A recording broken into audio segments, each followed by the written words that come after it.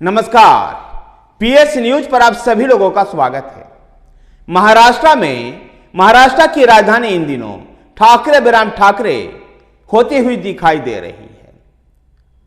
जहां उद्धव ठाकरे, शिवसेना यूबीटी के नेता उद्धव ठाकरे महाविकास आघाड़ी गठबंधन के साथ कांग्रेस और शरद पवार के एनसीपी के साथ चुनाव मैदान में उतरने की तैयारी कर रहे हैं, तो वहीं पर भारतीय जनता पार्टी महाराष्ट्र नवनिर्माण सेना मनसे के प्रमुख राज ठाकरे से बातचीत कर रही है।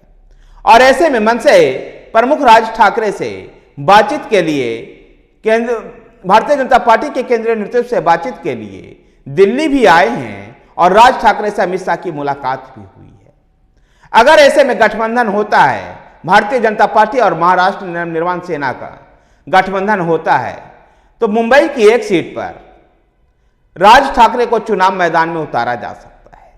राज ठाकरे की पार्टी महाराष्ट्र नवनिर्माण सेना ने भी इसको इशारा किया है। देखना दिलचस्प है कि क्या राज ठाकरे के साथ भारतीय जनता पार्टी का गठबंधन हो पाता है या नहीं। राज्य के डिप्टी सीएम देवेंद्र फडणवीस ने भी इस तरह का बयान दिया है।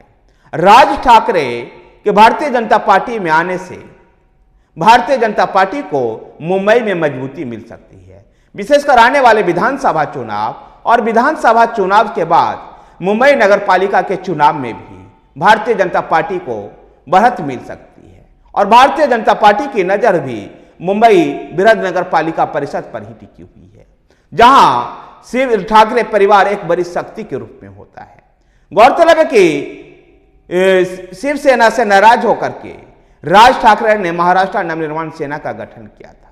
यद्यपि महाराष्ट्र नवनिर्माण सेना को राजनीतिक रूप से कोई बड़ी शक्ति राज ठाकरे नहीं बना पाए हैं, लेकिन जिस तरह के वो वक्ता हैं, उनके वक्ता का फायदा भारतीय जनता पार्टी गठबंधन के तहत उठा सकती है।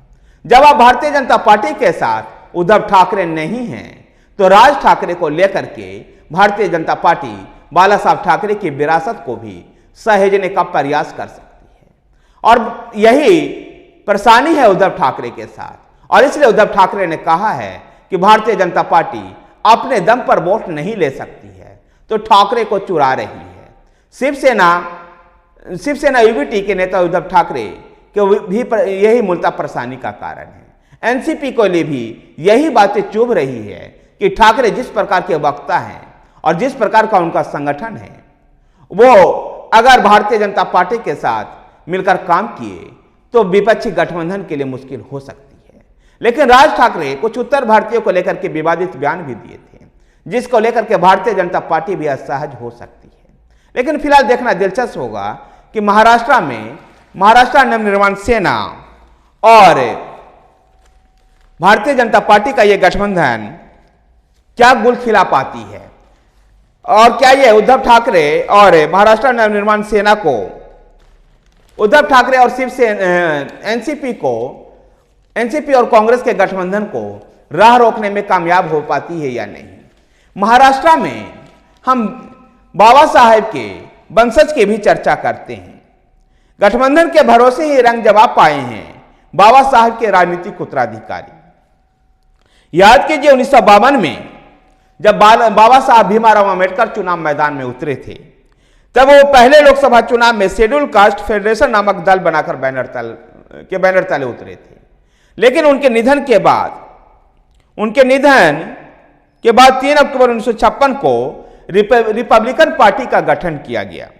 रिपब्लिकन पार्टी कई शाखाओं उपशाखाओं में और गुट से निकलते चले गए, और इसके नेता बीसी कामले, बैरिस्टर खोबरा गाडे, दादा साहब रूपबते और आर.डी. भंडारे अपने अपनी सुविधा अनुसार अपने मार्ग को बदलते चले गए। चुनाव के समय में इन शाखाओं उपशाखाओं को कभी कभी एकता का भी उबाल आया, लेकिन फिर भी खास चुनावी सफलता नहीं मिली। इसका बड़ा कारण था इन सभी में अपनी ढाल, अपना राग का खिस्सा चरितार्थ किया। अब तक 4 बार 1966, 1974, 1989 और 1996 में रिपब्लिकन विचारों के नेताओं को एकता हो चुकी है। सबसे आखिरी बार और सबसे ज्यादा जो फलदायी हुआ 1996 का रहा, जो स्वयं बाबा साहब भीमाराव अम्बेडकर की पत्नी सविता आवेंडकर के प्रयासों से एकता संभव हो पाया था और इस 28 जनवरी 1996 को पहली बार मुंबई के शिवाजी पार्क में वंचित समाज के एक विशाल रैली को साक्षी बना। इस वंचित एकता के चमत्कार ही था कि अविभाजित कांग्रेस से एकीकृत रिपब्लिकन पार्टी का समझौता हुआ और 1998 के लोकसभा चुनाव में समझौता में उसे 4 सीटें मिली और वो चारों ही सीटों पर चुनाव जीतने में सफल हुई। तब प्रकाश आंबेडकर, रामदास अठावले, आर.एस. गवई और जोगेंद्र कवाड़े एक साथ लोकसभा में पहुंचे थे। बाद में प्रकाश आंबेडकर वर्ष 2019 में लोकसभा चुनाव में AIMIM के साथ गठजोड़ करके चुनाव मैदान में उतरे, तो रामदास अठावले भारतीय जनता पार्टी के साथ गठबंधन के तहत चुनाव मैदान में उतर रहे हैं और केंद्र में लगातार मंत्री भी बने हुए हैं। AIMIM के साथ गठबंधन के तहत वो उतरे, लेकिन एक भी सीट पर वो जीत नहीं पाए, लेकिन AIMIM औरंगाबाद की सीट जीतने में सफल हुई थी। 14% जब उनको वोट मिला था, जबकि एनसीपी को 15% से कुछ ज्यादा और कांग्रेस को 16%।